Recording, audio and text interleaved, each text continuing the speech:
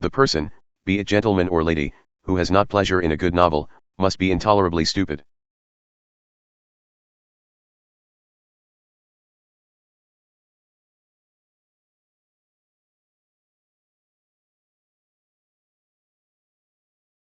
A woman is like a tea bag, you never know how strong it is until it's in hot water.